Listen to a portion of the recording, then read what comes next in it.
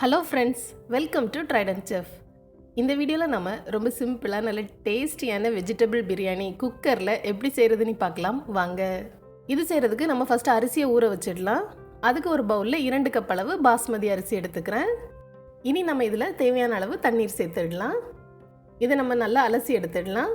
நம்ம இதை நல்லா அலசி எடுக்கிறதுனால இதில் உள்ள தூசி அழுக்கு எல்லாமே போயிடும். 2-3 தடவை தண்ணீர் விட்டு நல்லா அலசி எடுத்துக்கோங்க. நல்லா அலசியாச்சு. இனி நான் இதில் உள்ள தண்ணீரெல்லாம் வடிகட்டி எடுத்துக்கிறேன். அடுத்து இதில் தேவையான அளவு தண்ணீர் சேர்க்குறேன். 30 நிமிடம் இது ஊறட்டும். இனி நம்ம பிரியாணி செய்ய ஸ்டார்ட் பண்ணிடலாம். நான் இந்த வெஜிடபிள் பிரியாணியை குக்கரில் ரெடி பண்ணுறேன். நீங்கள் வேணால் பேனில் கூட ரெடி பண்ணி எடுக்கலாம். ஃபஸ்ட்டு இதில் 2 டேபிள் ஸ்பூன் அளவு நெய் சேர்த்துடலாம். நம்ம எண்ணெய் சேர்க்காமல் நெய்யில் மட்டுமே பிரியாணி செஞ்சோம் அப்படின்னா அதோட ஃப்ளேவர் ரொம்ப நல்லாயிருக்கும். நெய் நல்லா உருகிய பிறகு இதில் ஒரு சின்ன பீஸ் பட்டை, 2 கிராம்பு, 3 ஏலக்காய் சேர்க்குறேன். எல்லாத்தையும் சேர்த்து லைட்டாக மிக்ஸ் பண்ணி விடுறேன். அதுக்கப்புறமா இதில் ஒரு வெங்காயத்தை நீளமாக கட் பண்ணி சேர்க்குறேன். இந்த வெங்காயத்தில் உள்ள பச்சை வாசம் எல்லாம் போன பிறகு வெங்காயம் நல்லா கண்ணாடி போல் வரும். அது வரைக்கும் இதை நல்லா வதக்கி விட்டுடலாம். வெங்காயம் எல்லாம் நல்லா வதக்கிய பிறகு இதில் 1 டேபிள் ஸ்பூன் இஞ்சி பூண்டு பேஸ்ட், 2 டேபிள் ஸ்பூன் அளவு கிஸ்மிஸ் சேர்க்குறேன். கிஸ்மிஸை நம்ம ஃபஸ்ட்டே சேர்த்துட்டோம் அப்படின்னா பிரியாணியோட டேஸ்ட் ரொம்ப நல்லாயிருக்கும். கூடவே 2 பச்சை மிளகாயை 2ஆக கீறி சேர்க்குறேன். இனி இது எல்லாத்தையும் நல்லா வதக்கி விட்டுடலாம். இந்த இஞ்சி பூண்டு பேஸ்ட்டோட பச்சை வாசம் போகிறது வரைக்கும் எல்லாத்தையும் நல்லா வதக்கி விடுறேன். எல்லாம் நல்லா வதக்கியாச்சு. அடுத்து நம்ம இதுக்கு தேவையான காய் எல்லாமே சேர்த்துடலாம். ஒரு கேரட்டை கொஞ்சம் சின்னதாக கட் பண்ணி சேர்க்குறேன். கூடவே 1/2 கப் பீன்ஸ், 1 கப் ஃப்ரெஷ்ஷான பச்சை பட்டாணி சேர்க்குறேன். நீங்கள் காய்ந்த பச்சை பட்டாணி யூஸ் பண்ணுறீங்க அப்படின்னா அதை தனியாக வேக வச்சு எடுத்துகிட்டு அதுக்கப்புறமா இதில் சேர்த்துக்கோங்க.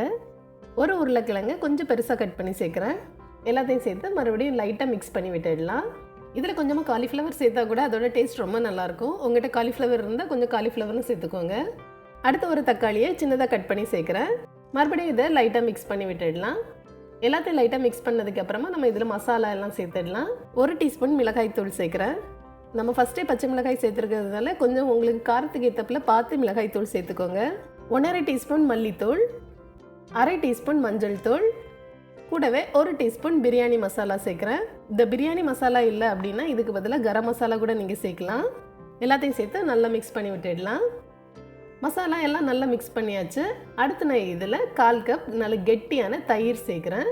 மறுபடியும் எல்லாத்தையும் சேர்த்து நல்லா மிக்ஸ் பண்ணி விடுறேன். தயிர் சேர்க்குறதுனால பிரியாணிக்கு கொஞ்சம் புளிப்பாக நல்ல சூப்பரான டேஸ்ட் கிடைக்கும். எல்லாம் நல்லா மிக்ஸ் பண்ணியாச்சு. அடுத்து நம்ம ஊற வச்சு எடுத்து வச்சுருக்கிற பாஸ்மதி அரிசி இதில் சேர்த்துடலாம். அரிசி எதுவும் உடஞ்சிடாமல் லைட்டாக மிக்ஸ் பண்ணி விடுங்க. நம்ம இதை குக்கர்லேயே ரெடி பண்ணுறதுனால இது நம்மளுக்கு செய்கிறதுக்கு மொத்தமே 10 மினிட்ஸ் தான் ஆகும். ரொம்ப சீக்கிரமாக நம்ம இதை லஞ்ச் பாக்ஸ்க்கு ரெடி பண்ணிடலாம். எல்லாம் நல்லா மிக்ஸ் பண்ணியாச்சு. இனி நம்ம இதுக்கு தேவையான அளவு தண்ணீர் சேர்த்துடலாம்.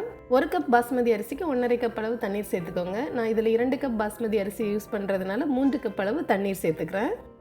அடுத்து இது கூடவே நம்ம இதுக்கு தேவையான அளவு உப்பு சேர்த்துடலாம். கொஞ்சமாக கொத்தமல்லி தழை, கொஞ்சமாக புதினா இலை சேர்க்குறேன். உங்களுக்கு கொத்தமல்லி தலையோட ஃப்ளேவர் கொஞ்சம் அதிகமாக வேணும் அப்படின்னா கூட கொஞ்சம் கொத்தமல்லி தலை சேர்த்துக்கோங்க. எல்லாத்தையும் சேர்த்து நல்லா மிக்ஸ் பண்ணி விட்டுடலாம். எல்லாம் நல்லா மிக்ஸ் பண்ணியாச்சு. இனி நம்ம இதை மூடி வச்சிடலாம். 2 விசில் வர்றது வரைக்கும் இது மூடி இருக்கட்டும். ஸ்டவ் மீடியம் ஃப்ளேமில் வச்சுட்டு 2 விசில் வரதுக்கு வச்சுக்கோங்க. விசில் போன பிறகு நம்ம இனி இந்த குக்கர் ஓப்பன் பண்ணிடலாம். பாருங்கள், ரொம்ப சூப்பராக ரெடி ஆகிடுச்சு. ஓப்பன் பண்ணுறது நேரமே அதோட மனம் ரொம்ப நல்லா வருது. இனி நம்ம இதை லைட்டாக எடுத்து விட்டாலே பாருங்கள், ரைஸ் எல்லாம் நல்லா உதிரியாக ரொம்ப சூப்பராக ரெடி ஆகிடுச்சு. அடுத்து இதுக்கு மேலே கொஞ்சமாக கொத்தமல்லி தழை தூவி விடுறேன். கொஞ்சமாக முந்திரி பருப்பையும் கிஸ்மிஸையும் நெய்யில் வறுத்து எடுத்து இதில் சேர்த்துக்கிறேன். இதனால் இதோட டேஸ்ட் ரொம்ப நல்லாயிருக்கும். அவ்வளோதான் பாருங்கள், ரொம்ப கலர்ஃபுல்லாக ரொம்ப சூப்பரான வெஜிடபிள் பிரியாணி ரெடி ஆகிடுச்சு. இது செய்கிறதுக்கு ரொம்ப டைம் எல்லாம் ஆகாது. ரொம்ப சீக்கிரமாகவே செஞ்சிடலாம்.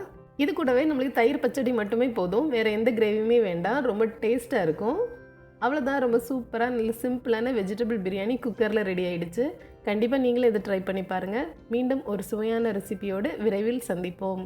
தேங்க்ஸ் ஃபார் வாட்சிங்.